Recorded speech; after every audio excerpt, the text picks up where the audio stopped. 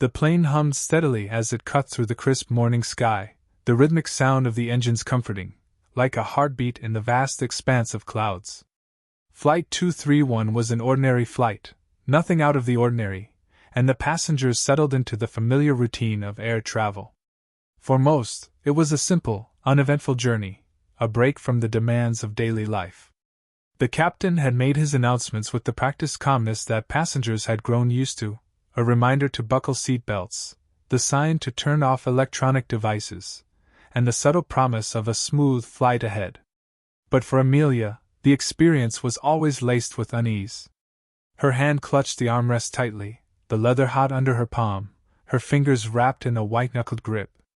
She tried to breathe deeply, to calm her racing heart, but the sight of the clouds outside the window only intensified the feeling of being trapped. There was no escape.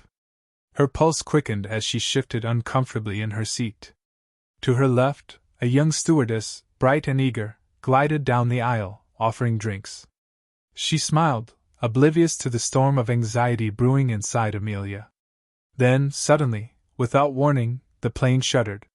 It was a violent tremor that rattled the entire cabin. Amelia's breath caught in her throat, and she instinctively grabbed the armrest even tighter. The overhead lights flickered.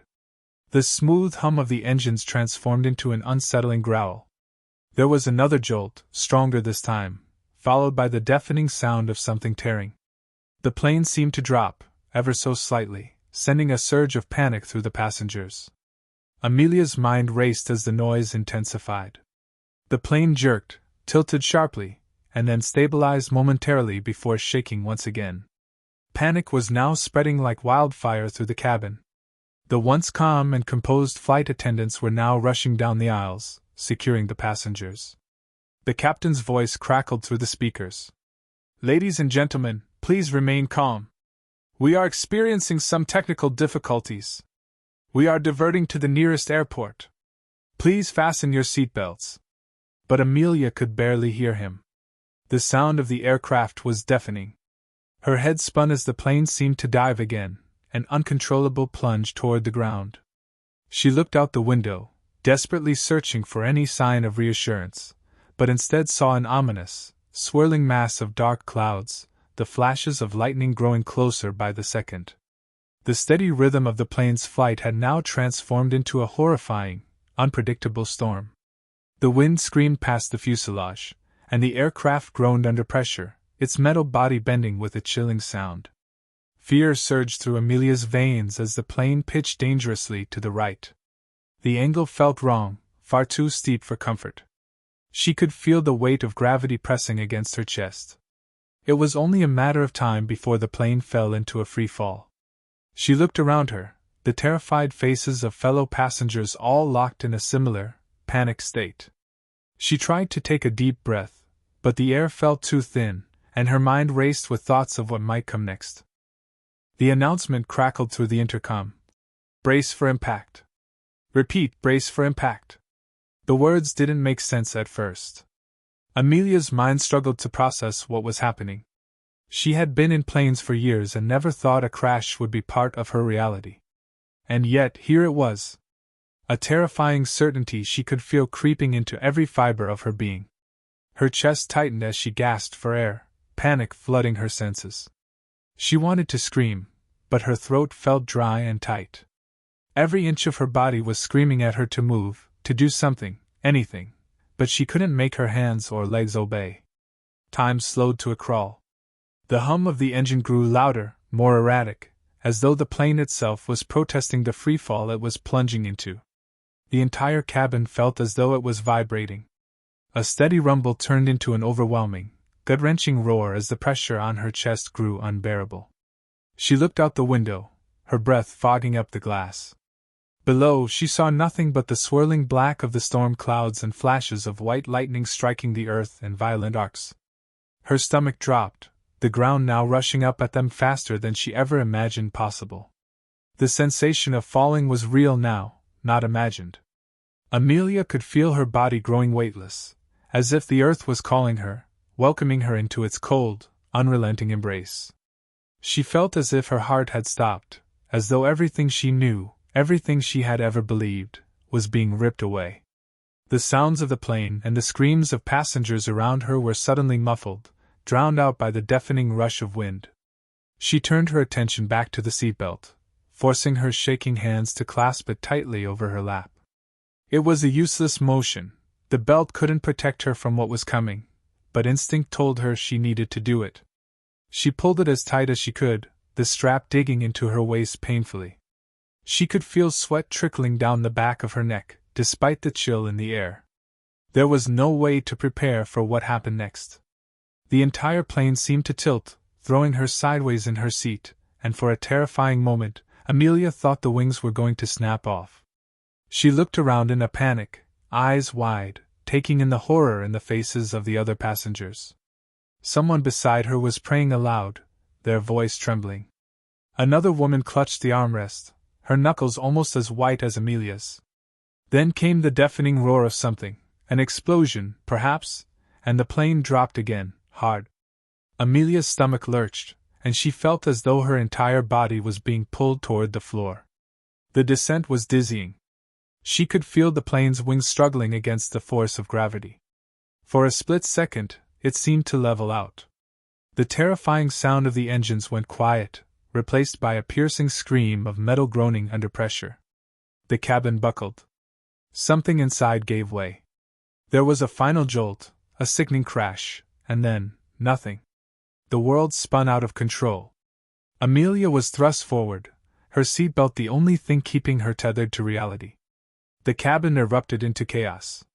People were thrown against the walls, their screams swallowed by the violent rush of air and sound. The floor was littered with debris, snacks, magazines, personal belongings, all scattered around the dark, twisting mess of shattered glass and broken seats. For a long moment, Amelia didn't know what had happened. It was as though the world had stopped, suspended in the air between one moment and the next. Her head was spinning, and the pain in her body was only beginning to register. When the plane stopped moving, it was like being dropped into an abyss. The chaos was replaced by a suffocating silence, punctuated only by the sound of her ragged breathing. Amelia could barely open her eyes. Her body was bruised, her head spinning with 1,000 sharp pains. Her ears were ringing, and the taste of fear was thick in the back of her throat. Slowly, she managed to open her eyes, blinking rapidly as though waking from a dream, but everything around her was a blur. The plane, or what was left of it, was a wreck. The cabin was torn apart, seats scattered like discarded toys.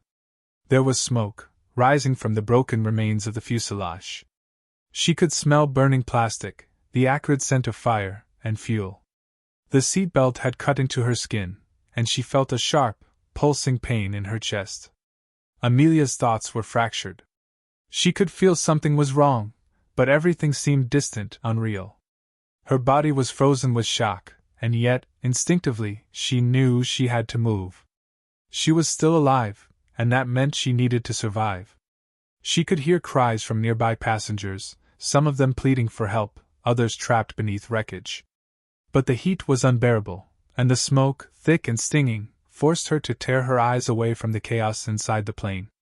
She looked toward the emergency exit, but there was no way to get to it. The aisle was blocked by debris, twisted metal, and broken seats. Flames licked the walls of the cabin, flickering just inches from the overhead compartments, where bags were bursting open and spilling their contents like some strange, post-apocalyptic scene. In that moment, Amelia's sense of time distorted. She tried to move, but her legs were uncooperative. Pain radiated from every limb, and her head spun violently. She closed her eyes, fighting back nausea, and forced herself to take slow, measured breaths. There was no choice but to move forward. The plane was no longer safe, and if she didn't act, she would be consumed by the flames. With a Herculean effort, she unbuckled herself from the seat, pushing herself up, her arms and legs shaking with the effort.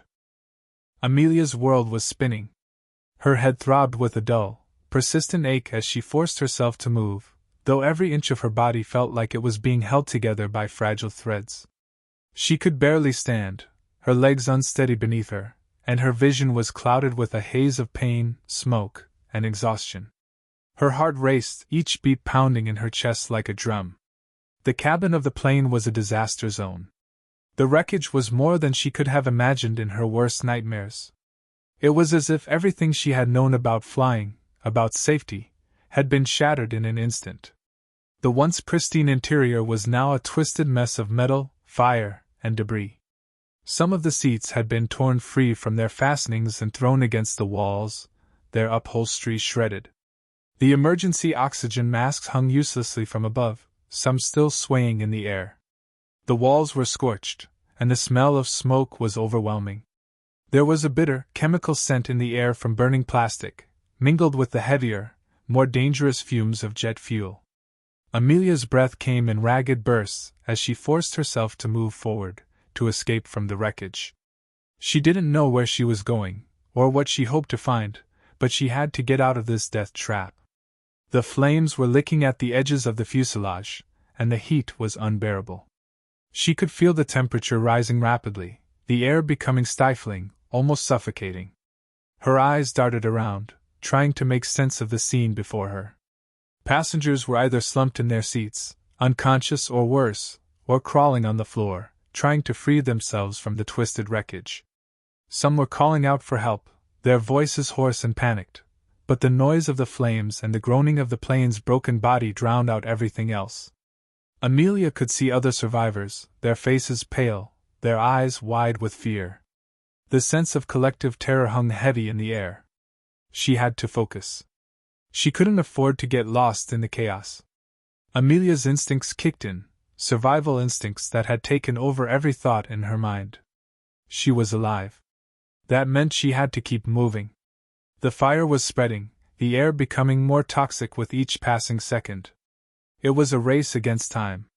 With every step, her muscles screamed in protest. She was dizzy, weak from the shock and the pain, but she gritted her teeth and pressed on. Her clothes were torn, soaked with sweat, blood, and the remnants of fuel and smoke, but it was the least of her concerns. She had to find a way out of this nightmare. The emergency exit was blocked by a pile of debris, seats, luggage, and part of the cabin wall. She stumbled toward it, her mind frantically searching for an escape route. The flames were creeping closer, the crackling heat now burning her skin. She had no time to waste. Her mind raced, trying to think through the haze of panic and fear. She spotted a gap between the fuselage and the ground, an opening just large enough for her to squeeze through. She could feel her heart pounding faster as she moved toward it, but her legs were shaking with each step. Every movement felt like an effort, her body exhausted from the shock, the pain, and the strain. The ground outside was covered in mud, but it was her only chance. With all the strength she had left, she shoved a piece of broken seat out of the way, creating a larger opening. Her fingers scraped against the metal, raw and bleeding, but she ignored it. The flames were too close now, the heat unbearable. Her throat burned from inhaling the toxic smoke, and every breath felt like it might be her last. She could see the light outside, the dim glow of a sky now marred by thick, black clouds and occasional flashes of lightning. It felt like a dream, a nightmare that was spiraling further out of control. With a final, desperate push, she crawled through the gap, her body contorting in ways it never had before. The pain was sharp, the fear even sharper. Her muscles screamed as she squeezed through the wreckage, pushing her body forward as if she were fleeing from death itself. She could hear the distant wail of sirens, a small sliver of hope amidst the chaos. But it wasn't enough. Not yet. She emerged into the cold, wet earth outside the plane, gasping for breath. The rain was coming down in sheets, soaking her through in an instant, but it felt like the sweetest relief compared to the suffocating heat of the fire inside. She fell to her knees, taking in deep, ragged breaths of air, her hands gripping the muddy ground as if it were the only thing tethering her to reality. Her heart pounded, every beat like a hammer in her chest. For a moment, she couldn't move. She was too weak, too battered. But the sound of the fire crackling behind her pushed her into motion again. She couldn't stay here. She couldn't stay near the wreckage, not with the fire threatening to consume everything in its path. Her body was shaking, but she managed to get back on her feet, her legs trembling under the strain. Amelia stumbled forward, her vision swimming. She had no idea where she was, no sense of direction, no knowledge of what lay ahead. All she knew was that she had to keep moving. The night was dark and filled with shadows, the sky lit only by the occasional flash of lightning and the glow of the fire behind her. The sounds of the crash still echoed in her mind, the screams, the roar of the engines, the terrifying groan of the plane as it tore apart. She couldn't shake the image of the twisted wreckage, the cries of the other passengers. It was too much. She forced herself to focus on the present. Survival. That was all that mattered now. And then, faintly in the distance, she heard it. A helicopter. The sound of its blades slicing through the air. It was far off, but it was enough to give her a spark of hope. Amelia didn't stop. She couldn't. She pressed on, dragging her body forward with everything she had left, the cold mud slipping beneath her feet. Every step was agony, but she ignored it. There was nothing else to do. She wasn't sure how long she had been walking, minutes, hours, it all blurred together, but eventually, she saw the lights of the helicopter getting closer. A distant glow that grew stronger with every passing second. She pushed her aching body harder, her vision narrowing, her heart pounding in her chest. Finally, she could see them, rescuers, moving toward her through the rain. Amelia collapsed into their arms, unable to hold herself up any longer. Her body gave out, and she let herself sink into the safety of their grasp. She had survived the crash. But the road ahead would be even more difficult. She had lived through the unimaginable, and now, she had to survive the aftermath. Amelia couldn't remember how long she had been walking, but every step felt like it might be her last. Her body was a mass of aches and bruises, her hands raw from crawling through the wreckage, her legs trembling with exhaustion. The cold rain lashed against her skin, but it felt like a distant sensation compared to the intense heat of the fire that had nearly consumed her just moments ago. Her mind was numb with shock, yet a single, unyielding thought kept her moving forward: survival. When she had finally reached the helicopter, it had been like an explosion of relief, at least for a moment. They had wrapped her in a blanket, a warm, comforting gesture that felt almost surreal after everything she had just endured. But now, as the helicopter lifted off the ground, Amelia found herself fighting to hold back tears. Not from the physical pain, which was overwhelming in itself, but from the profound sense of loss that gripped her heart. She had survived the crash, but the thought of the other passengers, of the people she had shared the flight with, still lingered. Were they alive? Was anyone else going to make it? Her body had been battered by the crash, but her mind was racked with the torment of what-ifs. Her mind raced, desperately trying to piece together the events, but everything felt like it was covered in a thick fog. What had happened to the plane? Why had it gone down so suddenly? The memory of the descent haunted her, of the deafening roar as the engines failed, of the screams of terror echoing in her ears, the wild sense of helplessness that had overwhelmed her. She shook her head, trying to clear her thoughts. She had to stay focused. She had to remain calm. There would be time for morning later, if there was even a later to speak of. Her fingers curled around the edge of the blanket, the fabric harsh and grounding. For now, she was alive. That was the most important thing. She had made it out of the wreckage, out of the flames that had threatened to consume her. The helicopter ride was silent except for the occasional hum of the blades slicing through the wind. Amelia couldn't bring herself to speak, the weight of what had happened still too fresh, too raw. Her throat felt tight, and her chest constricted every time she thought about the others, their faces flashing in her mind like images from a nightmare. She hadn't even had the chance to say goodbye to anyone. It had all happened so quickly. It wasn't until the helicopter reached a nearby medical facility that Amelia finally broke her silence. The sound of the rotor blades slowly faded, and the ground beneath them began to level out. She glanced up at the pilot, who was focused on landing, his face unreadable. "Are you okay?" a voice from behind her asked gently, pulling her from her thoughts. She turned to see a paramedic, a man in his 30s, his face etched with concern. He was checking her over, his hands warm as they touched her arms and shoulders, making sure she wasn't too injured to move. I don't know, Amelia replied, her voice hoarse. She hadn't spoken since the crash, hadn't even allowed herself the luxury of tears until now. It was as though her body was finally realizing the full extent of what she had been through. Her heart thudded painfully in her chest as she forced herself to breathe. The paramedic smiled softly, his expression sympathetic. "We're going to take care of you," he assured her. "You're safe now." Safe. The word felt foreign to her. She didn't feel safe. She felt like a survivor, nothing more. She had made it out, but the world still felt perilous. She could see the flashing lights of ambulances and other emergency vehicles in the distance, a chaotic blur of red and blue lights that illuminated the night sky. There were other survivors. She wasn't the only one. She barely noticed when they landed, or when the helicopter's door opened, and a team of doctors and nurses moved in to assist her. Her mind was still trapped in the wreckage, replaying the crash over and over in her head. She was guided out of the helicopter, her legs still weak beneath her, and led into the makeshift triage area. The air was heavy with the scent of antiseptic, but the sound of hushed voices and rapid movement brought her back to reality. She was no longer alone in this, no longer in the fiery depths of that plane.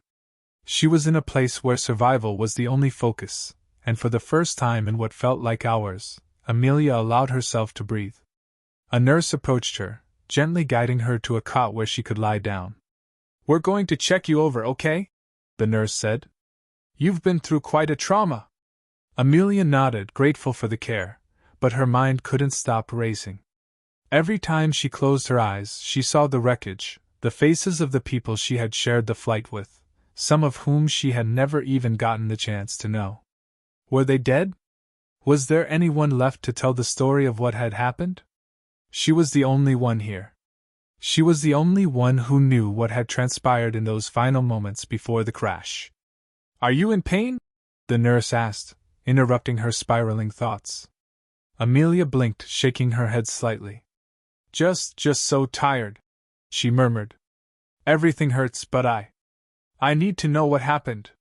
The nurse gave her a soft, understanding smile. "I know. But right now you need to rest.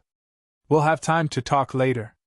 You've been through something no one should ever have to experience." Amelia closed her eyes, the exhaustion catching up to her in full force. As the nurse worked, tending to the cuts and bruises that covered her body, Amelia allowed herself a moment of peace.